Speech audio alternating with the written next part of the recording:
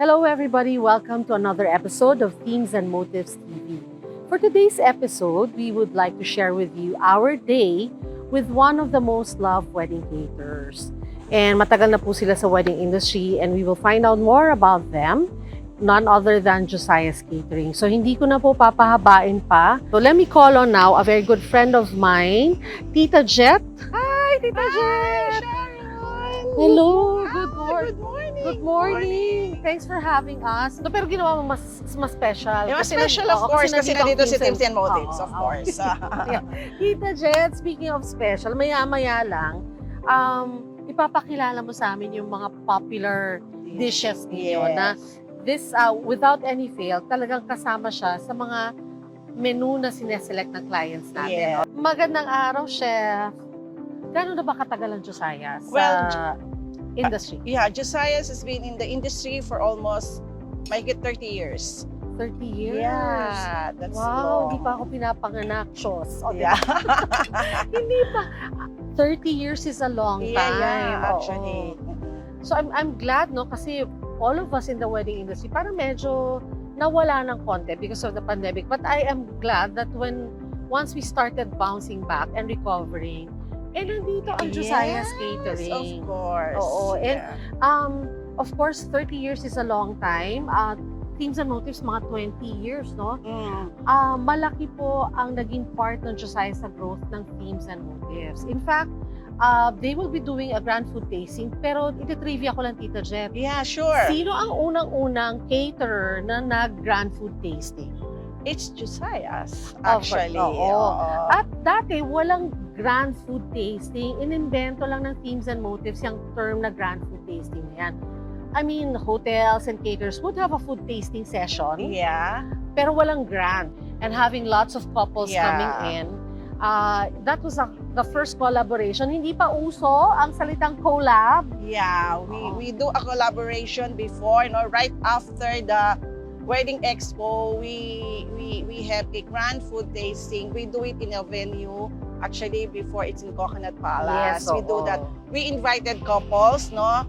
And then it's really a actual mock-up of a wedding. May couple pa kami dyan, no? Na nakadress, no? It's really a mock-up wedding, a grand food tasting for the soon-to-wed couple. Oo. So yun ang kauna-unahang grand food tasting done by Josiah's Catering in collaboration with Themes and Motives. Yes. So Jet, it's been a long time, 30 years. Anong klase ang kinikater mo? Actually, we specialize in wedding, actually. Josiah is known to be a wedding caterer way back in 1990, early 90s, no? And another trivia, Sharon, no, if you may ask, we started really the wedding industry in the Philippines. Kasi before, it was inaing Filipino. The mga garden wedding noon, usong-usong garden wedding, it was introduced in inaing Filipino. And then doon na nakilala ang Josiah's for a wedding, and of course for debut and for other social events, and of course corporate also. Yan, sa mga Gen Zs na soon-to-weds na nanonood sa amin, even the mga millennials, dati kasi ang choice niyo, hotel lang. Yeah. Ng hotel or parang restaurant. But once upon a time, not too long ago, biglang na-introduce ang garden weddings. And doon pumasok ang Josiah's Catering, one of the pioneers in catering for garden weddings. Ayan. So parang ganito lang ang ambience. Yeah, ganyan lang. Yeah. Oo. So now, Jet, after the pandemic, more or less, I know that talagang one of the busiest kayo. Yeah. Ngayong that we're back. Mga ilang weddings do you see yourself catering in a year? Actually, same naman ang quality namin before the pandemic and pre-pandemic and during the pandemic, and ngayon after the pandemic. Same capacity that we can handle also. So kung what we are doing before, we can also do it now because wala namang nabago. No, we have the same equipment, same people, still the same pa rin. Oo, kanina nga I was going around. No? I was looking at your warehouse, kung saan nakatago yung mga linens ninyo, yung mga cutlery, diba? You also have your laundry area, so kompletong-kompleto. So, walang difference. So, in terms of the volume, we can kayang-kaya ng Josiah's Catering. Yes, of course. Pero now, we really focus on weddings talaga ngayon. Kasi we want really to, that's our craft Oo. We want really to focus on weddings talaga ngayong pagbabalik namin. Okay, so dati halo-halo, weddings, Weddings, corporate, yeah. okay. So in terms of the business of Yes. Josiah, talagang it's like coming home to being a wedding caterer. Yeah, actually in the wedding kasi you can really show your craft, no? Like kami, we are known to be having a good food, no? That's one of our strengths in serving a good food. Of course, actually nakakatuwa nga Sharon, no? Ngayon, ang kinikater na namin are the sons and daughters of our previous clients way back in 30 years ago, no? Because they experienced the taste of Josiah's before. And again, it was Josiah's, no, who thought of manufacturing locally. So, sila ang nauna. Nag-wrought iron kami. Nag-wrought iron. Looks like a Tiffany chair. It's called Sorrento. So, hindi sila one of the, but they were really the first catering, wedding catering company that came up with the chairs. The chairs. And in fact, other caterers were also renting from you. Diba? Kasi Yes. yung volume And na the pinili. hotels are renting And the from hotels, us before. They made it locally available. Do you still get satisfaction na, I mean, what's in it for you na you are part of the most special day in a couple's life? Yeah, one of my passion, the reason why we keep on striving, innovating, because we want to give the best to our couple, to our client, no? And it's a privilege for us, no, to be chosen to be part of one's couple's milestone in their life. Kaya napakasarap ng pakiramdam mo when you delivered, and then when the couple will say, ang sarap ng food nyo, ang ganda ng service nyo, ang ganda ng, of course, setup is followed. Pero the most important is that they really love the food, the service, and it's really a satisfaction for us. And I think that's one of the biggest satisfaction that you can have, no?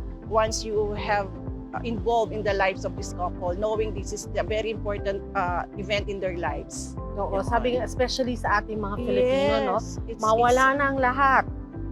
Wag lang ang pagkain. Hindi Yes. pwedeng hindi kumain ang mga bisita. It's And true. I guess sa inyo, no, yung pinaka-reward is seeing everybody happy. Yeah, enjoy. Going home na Yeah. na-enjoy ang food, busog, Coming diba? back with the evaluation na, oh, the guests love the food, the couple with, oh, the guests love the food, they really love it, and they're so happy, you know. Kaya napaka-importante, sabi nga, in every wedding, ang nare-remember ng guest is the couple, no, the couple is the bride, no, how the beautiful is the bride, and of course the food.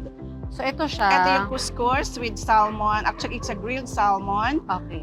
And then itatap natin siya with mango butter sauce. Okay. It is our best seller. If you will really try it and you love it talaga, you will really love it. Yeah. Oh, so Love that's it. served that way. Yeah, we serve it that way. That is the Okay. mango butter Sige. sauce. Pero Yeah. bago ko siya tikman, Miss Jet.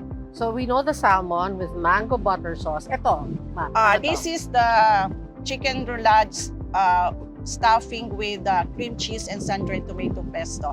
This is also very, very popular dish namin. And then this one naman. And then this is our porchetta, no, pork porchetta. It's a stuffing siya ng mga herbs. And then we have different dippings. So Jet, all three, makikita to at matitikman ng couple sa iyong grand food tasting sa Philippine Wedding Summit. Yeah. Oo. And alam ko may iba pa na hindi na-prepare. Ano? Yeah, we have also one of our best seller namin is our braised oxtang, baked fish with spinach and mushroom casserole. Come and visit us at the Philippine Wedding Summit on June 24 and 25 at the SMX Convention Center. You will be able to enjoy and taste our food, and of course that is being prepared for you. And you will also enjoy our preview, like you can have our Mongolian station for free, a lot more previews that you can have. Thank you and see you there. So we will see you all at the Philippine Wedding Summit. Yeah. Again, June 24 and 25. If you have not registered for your free seat sa Josiah's Grand Food Tasting, please do so now. We will post the link below. Libre po ang Grand Food Tasting, but you have to register to make sure ma-reserve po yung seat ninyo at may mag-aasikaso sa inyo when you come to the fair. And if you book Josiah's Catering, that will entitle you to a raffle at ang ating prizes for this season, 2-night stay for two with breakfast at City of Dreams, Manila. And then Golden Hills Jewelry, wedding rings, and of course, ang inaabangan ng lahat, his and hers iPhone 14. Oh, so Wow. one iPhone for the groom-to-be and one iPhone for the bride-to-be. So kita-kita po tayo Kita-kita tayo. sa Philippine Wedding Summit. Thank you so much, No, Jen. you're welcome, Sharon. It's Oo. also our pleasure to be part of Teams and Motives. Thank It's you, been a thank long you so way. much. Oo. Oo, Thank you, salamat, thank you. salamat. Yeah, thank you Oo, at also. ang sarap ng food, uubusin ko na po siya. We hope that you tune in again to our next episode. We will see you and have a good day.